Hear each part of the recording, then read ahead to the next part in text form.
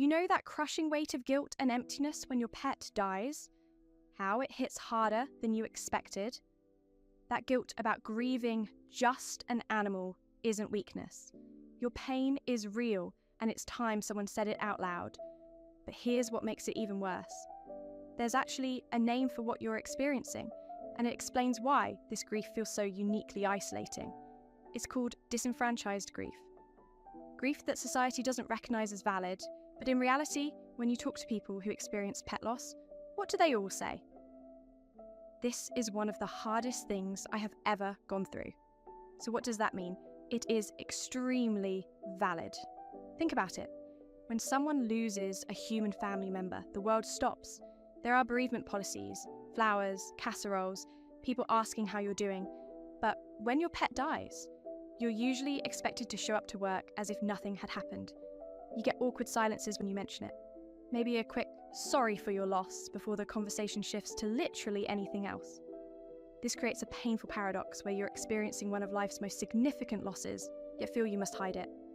You loved this being for years. They slept next to you, greeted you at the door, knew your moods better than most humans. Recent research found that 21% of people said pet loss was more distressing than human loss they'd experienced. These pets love unconditionally, and quite honestly, that is hard for humans. But society treats it like you lost a possession, not a family member. The isolation makes everything harder, because without support and validation, you're left to navigate pain alone, questioning whether your feelings are normal. You start second-guessing yourself. Maybe I am overreacting. Maybe it really was just a dog. Maybe I should be over this by now. No, your grief isn't too much. The pain you feel right now is proportional to the love you shared, and that love deserves to be honoured and spoken about openly.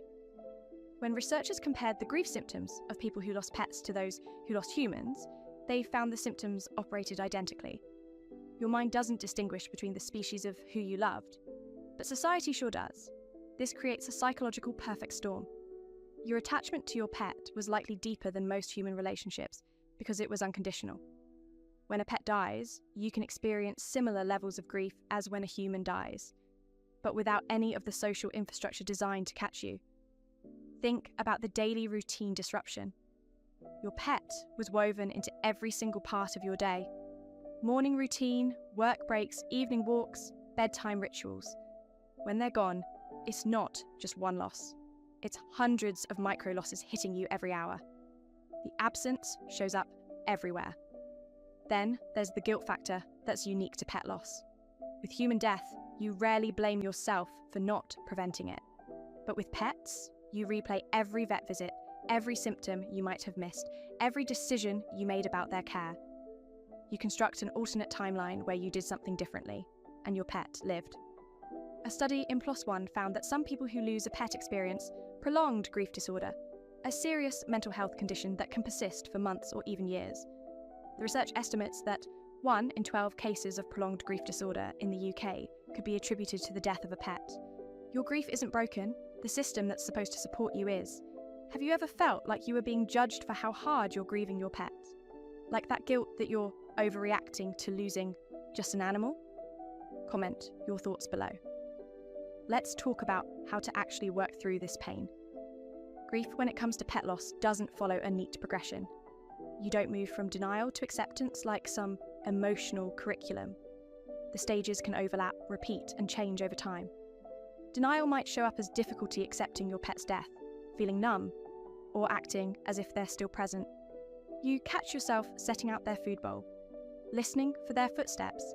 Even after you've accepted the loss intellectually, your emotions may still need time to catch up, and you may subconsciously still expect to see or hear signs of your pet's presence for days or even weeks after they've passed. Then comes anger. You might feel frustrated or resentful about your pet's death, blaming yourself, others, or even veterinarians. This isn't weakness. The anger is just another indication of the intensity of your love. You're angry because the world kept spinning when yours stopped. Bargaining hits differently with pets. It often involves thoughts of, if only, or I wish I had. You replay scenarios in your mind, imagining how you could have prevented your pet's death. You make desperate promises. If my pet lives, I'll exercise them every day and quit feeding them from the table. It allows you to hold on to hope, no matter how futile that hope is. Depression settles in as profound sadness when the reality of the loss becomes clear. The emptiness feels endless. Every routine reminds you they're gone. But acceptance doesn't mean forgetting. It means finding a way to live with the loss while remaining open to future connection, experiences of love, and finding meaning. These stages are not stops on some linear timeline. Not everyone goes through all of them or in a prescribed order. Your timeline is yours. There's no deadline for healing. Memorial rituals help you process grief through engaging with all 5 senses. From candlelight remembrance ceremonies to activities performed on the anniversary of your pet's passing. Light a candle in their honour, create a memory box with their favourite toy and collar, or plant something in your garden where they loved to play. These aren't just sentimental gestures. They're active grief processing. Written tributes work the same way. Write them a letter telling them everything you wish you could say.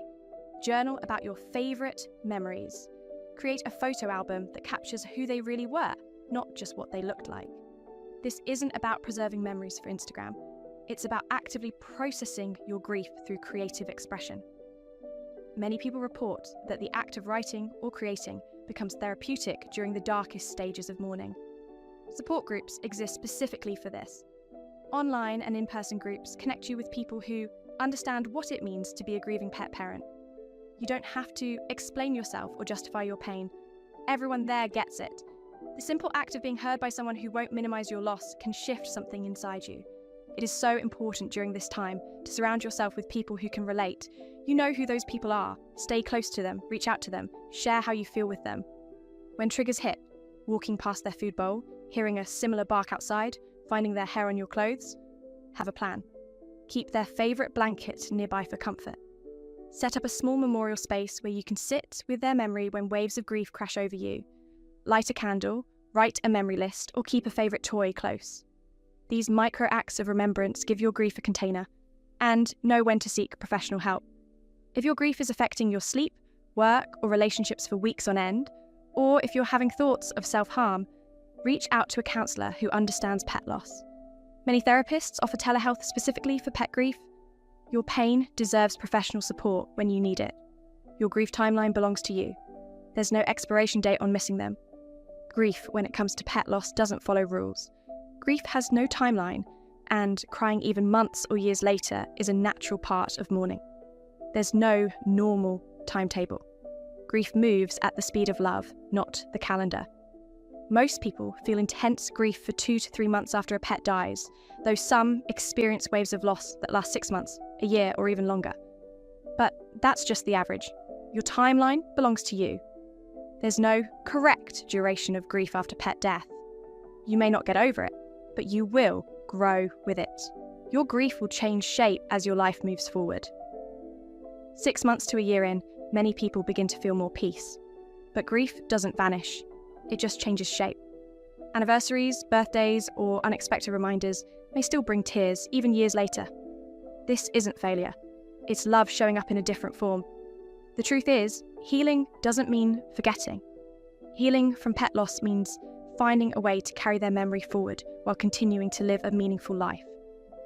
Over time, the sharp pain of grief transforms into a softer, bittersweet feeling, a mix of sadness and gratitude for the love shared. You'll know you're healing when you can think about them without your chest collapsing, when their memory brings warmth before it brings tears, when you realise the pain you're carrying is just love with nowhere to go, and that's actually beautiful. Your grief is real because your love was real. I know it's hard to believe right now that one day you'll be able to think about your pet without completely collapsing, but I promise you will. One day, the memories that bring tears today will slowly start bringing smiles too. You'll still miss them. You'll still love them.